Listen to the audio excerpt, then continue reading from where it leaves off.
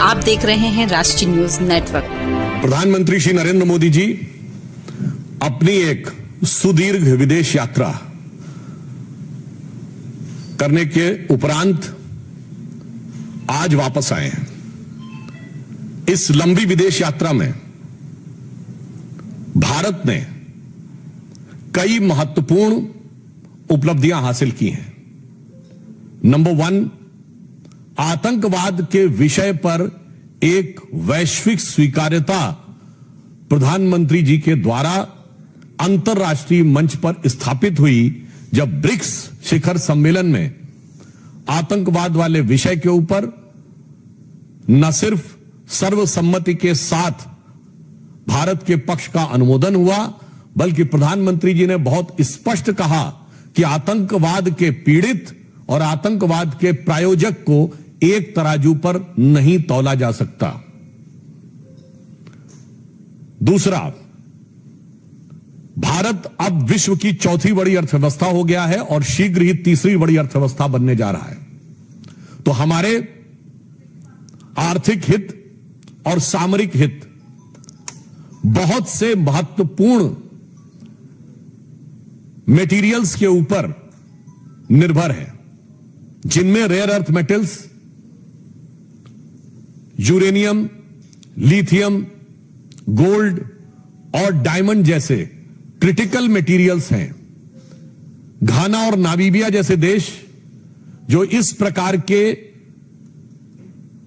तत्वों की प्राकृतिक रूप से बड़ा संग्रह उनके पास है, उन देशों के साथ भारत का एग्रीमेंट होना न सिर्फ भारत को आत्मनिर्भर बनाता है, बल्कि क्रिटिकल रेयर अर्थ मटेरियल के लिए किसी एक देश पर अत्यधिक निर्भरता से मुक्ति भी दिलाता है।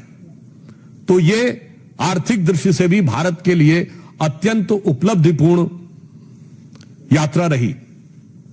तीसरा, भारतवंशी समुदाय यानी इंडियन डायस्पोरा आज पूरे विश्व में एक बहुत प्रभावी और सृजनात्मक भूमिका निभाने वाला समुदाय है। ट्रिनिडाद टोबैको और घाना जैसे देशों से जो भारतीय मूल के लोगों का संबंध घाना से लगभग शताब्दी पूर्व का है, और ट्रिनिडाद एंड टोबैको से 180 साल पुराना संबंध है। आप सभी ने देखा कि ट्रिनिडाद की प्रधानमंत्री जो कमला विश्वेश्वर जी हैं, वो मूलतः बिहार के बक्सर की रहने वाली हैं। यानी एक प्रकार का कैसा सामाजिक और सांस्कृतिक संबंध भारत का इन देशों के साथ है, उसको एक नए आयाम तक पहुंचाना यह तीसरी बड़ी उपलब्धि है। सो आई वॉन्ट टू से categorically, after this immensely successful tour of the countries, there are three main takeaways. Prime Minister has unequivocally and categorically established the matter of terrorism at the BRICS, and he has said that the perpetrators of the terror and the victims of terror cannot be equated. So this was our diplomatic success, and it was very important for the strategical point of view. Then the countries like Ghana and Namibia, which are very rich in the minerals and the metals like uranium, copper, lithium and rare earth metals, India has entered into an agreement which is very much required for the future, and over-dependence upon any one country as far as these critical minerals and critical metals are concerned. So it was very much required for our economical aspect. And the Indian diaspora, which is having a vibrant and sizable presence in the countries like Ghana and Trinidad and Tobago, from 1 century to 2 centuries, from there, it has taken to a new height. As you know that the Prime Minister of Trinidad and Tobago, Kamala Vishweshwar ji, is from the Buxar area of Bihar, and this has taken India's emotional connect and cultural and social connect with those countries to a new dimension. So, strategically, economically, and culturally, this visit of Prime Minister has set up a new era in India's role at the international level with cooperation of the African and southern countries. Previously with Argentina, even the previous visits with Mexico, our strategy of aligning and taking together the global south has reached to new heights. प्रधानमंत्री जी को इस यात्रा के दौरान 4 देशों ने अपना सर्वोच्च नागरिक सम्मान दिया और इसके द्वारा अब तक प्रधानमंत्री श्री नरेंद्र मोदी को 27 देशों का सर्वोच्च नागरिक सम्मान प्राप्त हो चुका है और 17 देशों की पार्लियामेंट को वो एड्रेस कर चुके हैं। एक छोटा सा उदाहरण बताना चाहता हूं। अभी नामीबिया की पार्लियामेंट को एड्रेस करते हुए उन्होंने कहा कि Namibia is the biggest producer of diamond and India is the biggest processing unit of diamonds. तो उन्होंने कहा है कि भारत और नामीबिया के बीच में जो संबंध बना है ये उस निखरते हुए हीरे की तरह और चमकदार होगा। सो आई जस्ट वांट टू से कि ये जो 27 देशों का सर्वोच्च नागरिक सम्मान प्रधानमंत्री श्री नरेंद्र मोदी जी को मिला है, ये मात्र प्रधानमंत्री जी का सम्मान नहीं है। ये इस अमृत काल में भारत वैश्विक क्षितिज पर जिस रूप में उभर रहा है वो उस हर भारतवासी का सम्मान है। आप सभी जानते हैं कि भारतीय परंपरा में 27 नक्षत्र माने जाते हैं, तो मैं कह सकता हूं कि ये विश्व के आकाश पर जो प्रधानमंत्री श्री नरेंद्र मोदी जी को 27 सम्मान मिले हैं, ये विश्व के आकाश पर भारत की उभरती हुई शक्ति, भारत की उभरती हुई स्वीकार्यता के 27 ज्वाजल्यमान प्रतीकों की तरह है, जिसे अगर एक पंक्ति में मैं कहूं तो मोदी जी के इस यात्रा का संदेश सारगर्भित है। यह आदर है भारत का जो भारत के जन जन को समर्पित है। इसके अतिरिक्त इस दृष्टि से भी यह यात्रा महत्वपूर्ण थी कि घाना में 30 वर्ष के बाद, ट्रिनिडाद में 25 वर्ष के बाद, अर्जेंटीना में 57 वर्षों के बाद और नामीबिया में 27 वर्षों के बाद भारत के किसी प्रधानमंत्री का दौरा हुआ। आज भारत प्रधानमंत्री श्री नरेंद्र मोदी जी के नेतृत्व में किस नए स्वरूप में आगे बढ़ रहा है। ब्रिक्स समिट हुई। एक दौर था हमारी सरकार आने से पहले जब ब्रिक्स में भारत को वीकेस्ट पॉइंट माना जाता था। Today India has become the brightest point in BRICS. हम विश्व के एकमात्र देश हैं जो ब्रिक्स के भी मेंबर हैं और क्वाड के भी मेंबर हैं।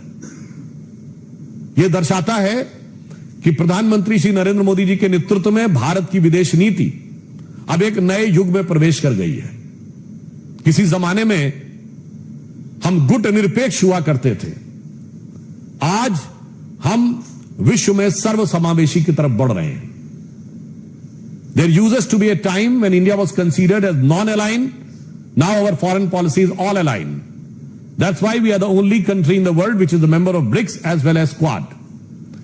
और वैसे भी अगर आप लोगों ने इस विषय पर थोड़ा ध्यान दिया होगा, किसी ने पढ़ा होगा, तो यूरोपियन पार्लियामेंट्री रिसर्च सर्विस ने यह कहा है कि बाय 2035 वर्ल्ड एक मल्टीपोलर वर्ल्ड ऑर्डर की तरफ आगे बढ़ रहा है। आज वर्ल्ड की टॉप 4 इकोनॉमीज में सिर्फ एक यूरोपियन इकोनॉमी है, दैट इज जर्मन, और 2 एशियन है, India and China. Most likely with in a year all top 3 में 2 एशियन होंगी, 1 अमेरिका होगा। मोस्ट लाइकली यूरोपियन कंट्रीज नहीं होंगे। This will be a major shift in the entire global world order after industrial revolution. तो हम कह सकते हैं कि इस उभरते नए वैश्विक परिदृश्य में भारत प्रधानमंत्री श्री नरेंद्र मोदी जी के कुशल नेतृत्व में जिस कुशलता के साथ, जिस दक्षता के साथ और जिस प्रखरता के साथ उभर रहा है और विकास की नई ऊंचाइयों को चढ़ रहा है, उसे एक पंक्ति में मैं कहना चाहूंगा कि स्वप्न देखा था कभी वो आज हर धड़कन में है। एक नया भारत बनाने का इरादा मन में है। बढ़ रहे हैं हम प्रगति की ओर, जिस रफ्तार से कर रहा है विश्व भी हमको नमन उस पार से। धन्यवाद। अगर आपका कोई सवाल है तो एक एक करके पूछिए। हाँ प्लीज। सर, 5 देशों की ये सफल यात्रा रही। हमने देखा था कि जब भारत में G20 हुआ था तो भारत की अगुवाई में ही ग्लोबल साउथ को इस तरह से प्रमुखता मिली और शामिल किया गया। और अब हमने देखा कि 4 सर्वोच्च नागरिक सम्मान दिया गया जो भारत के उपलब्धि को दिखाता है। तो ये क्या जो एक आपने सिर्फ की बात की कि अब हमारा जो फोकस है वो अफ्रीकी देशों पर भी है और हम एक अगुवाई कर रहे हैं ग्लोबल साउथ का, ये भी देखिए, हमारी सरकार आने के बाद विदेश नीति में फंडामेंटल चेंज आया। उससे पहले 3 ही चीजों में विदेश नीति रहती थी, डिप्लोमेटिक, इकोनॉमिक और मिलिट्री। हमने इसमें 2 डायमेंशन जोड़े, Indian diaspora and culture.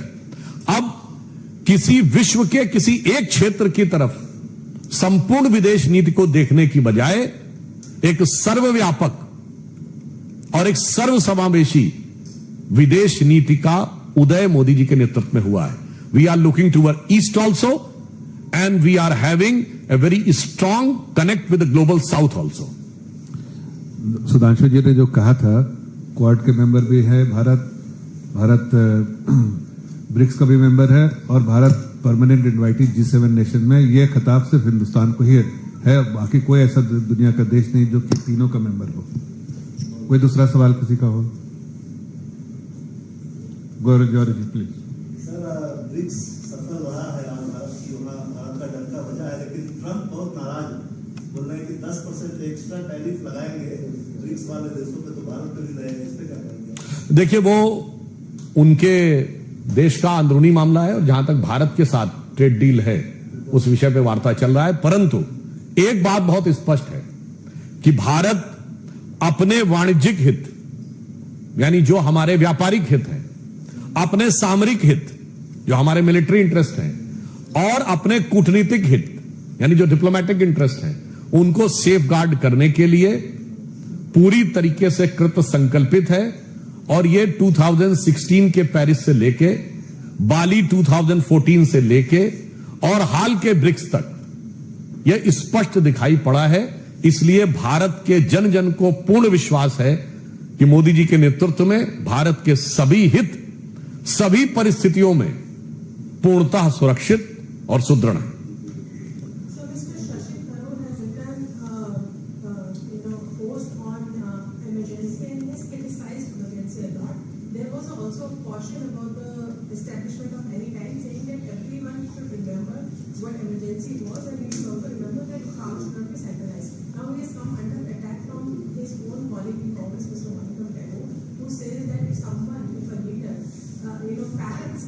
BJP's line word to word, then it is not funny and it is not true because military is true in words but not in words. How do you react? देखिए, समस्या क्या है कि इससे यह स्पष्ट होता है, यदि कांग्रेस सांसद ऐसा बोलते हैं कि यदि उनके किसी वरिष्ठ नेता को 50 वर्ष के बाद भी इस बात का एहसास होता है, एक तो बहुत देर से हुआ, जिसे एक शेर में कहते हैं ना, आह को चाहिए एक उम्र असर होने तक, कौन जीता है तेरी जुल्फ के सर होने तक।